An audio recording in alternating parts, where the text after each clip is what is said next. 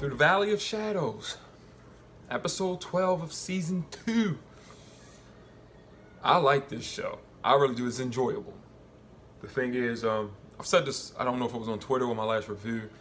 The world that they're building in Discovery feels very different than the world that we saw from like the original series Next Generation. And I can only really speak about those two because those are the two I know best. I never really watched Deep Space Nine or Voyager, and I'm almost there. I'm about to start Deep Space, and I'm gonna. I was thinking about watching that and Voyager at the same time, like an episode each, because I'm being too anxious. But anyway, I like this show. It's just that I'm always afraid of what they're gonna bring up and how it's gonna change things going forward. That happens with prequels, you know. And let me just get this out the way. I seen the preview for next week's episode, and I am ecstatic because we're going on the Enterprise, baby. It's going to be Pike in Pike's uniform with the Enterprise crew. Number 1 is going to be there, and oh man, I can't. Hope Spock shaves that beard off and everything. But get back to the episode. Another signal shows up, which leads them to this planet, and Voq's son is down there. That's where they hid him at, and what's his wife's name? Elreal or something like that. I can't remember that. But I was glad that the Klingons were showing back up in this show. I like the Klingons, and you know they made some changes with these Klingons. At least they got hair now. They're trying to do some course correction, but I like them.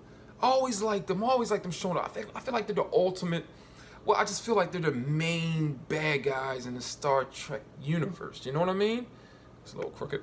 Anyway, so I mean, I'm kind of happy to see them back. I enjoy what they did with, you know, the beginning of the season with them.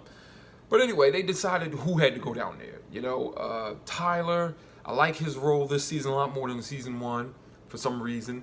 But he got like this loyalty to his wife, and then he's still in love with Michael because he's kind of like two people in one. It's crazy, right? But just for the safety measures, Pike is the one who has to go down to the planet because they need a time crystal. Time crystal is going to help them in this deal with this threat from the future that's in control. You know, during Section 31 control and everything like that. It's getting kind of confusing right now. But anyway, so Pike goes down there, and I didn't see this coming. But when he gets down there, he meets Voq's son.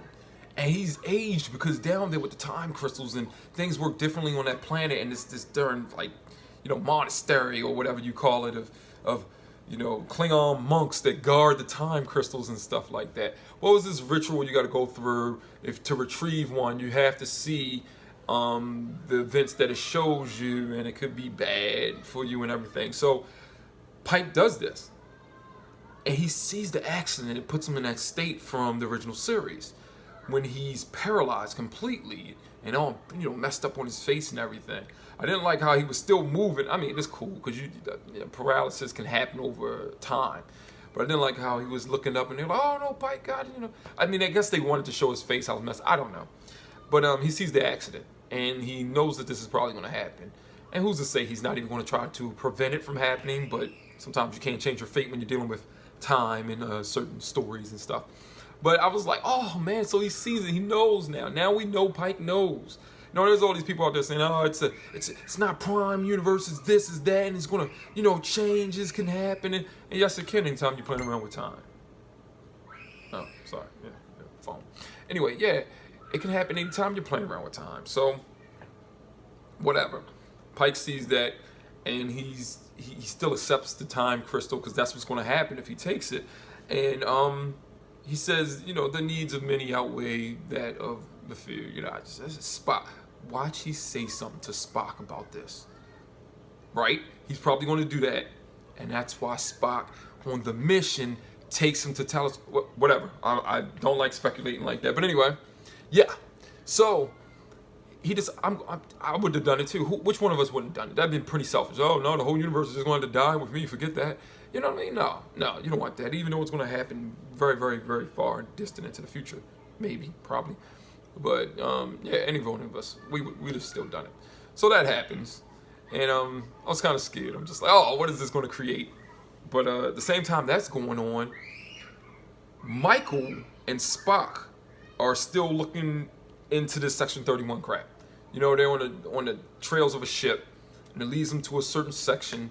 And all the crew members of the Section 31 ship is out in space. They get one of the guys that's on there. Michael remembers him.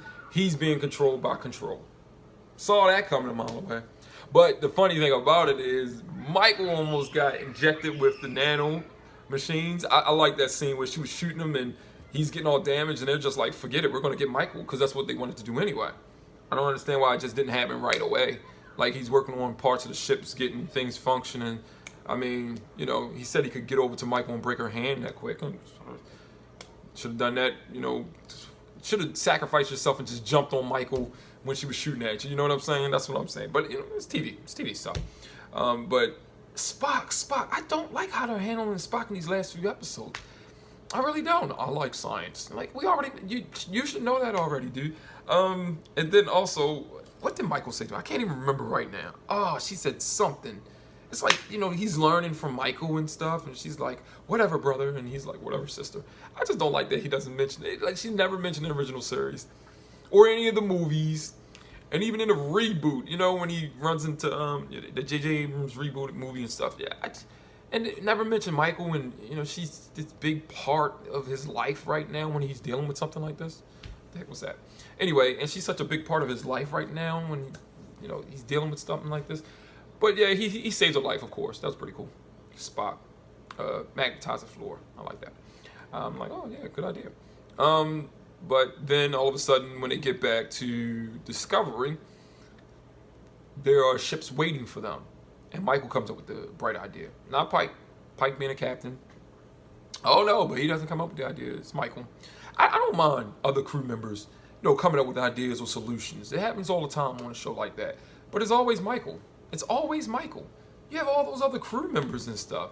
It's always Michael, you know? She's involved in all the action scenes and stuff. And, you know, it's just like, you know, use the crew more. I'm forgetting their names. I'll be having to look it up. Like, oh, yeah, that's right. That's what their name is. Because I'll be forgetting their names. They don't use them enough. I don't think so. I don't think they do. So many different types of alien civilizations have been discovered throughout the series. How many more new ones can they do? Maybe that's one of the reasons that they don't go discovering so much stuff now. Because I don't know. You know, it's always hard doing prequel series. You know what I mean? But I mean, there's room for them to do stuff. I feel like they can do really good with the show. I can't wait till the next episode. I want to see what happens with, you know, the Enterprise and stuff. I saw that.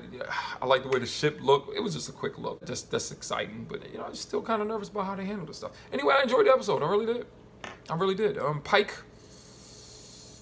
Doing Pike stuff. I like Pike. I like Anson Mount as Pike. He's really good. You know, I like him. I like him a lot. And we're getting kind of like a Pike prequel series from this. So they're trying to kill two birds with one stone. There's a lot of people who really wanted to see something like that.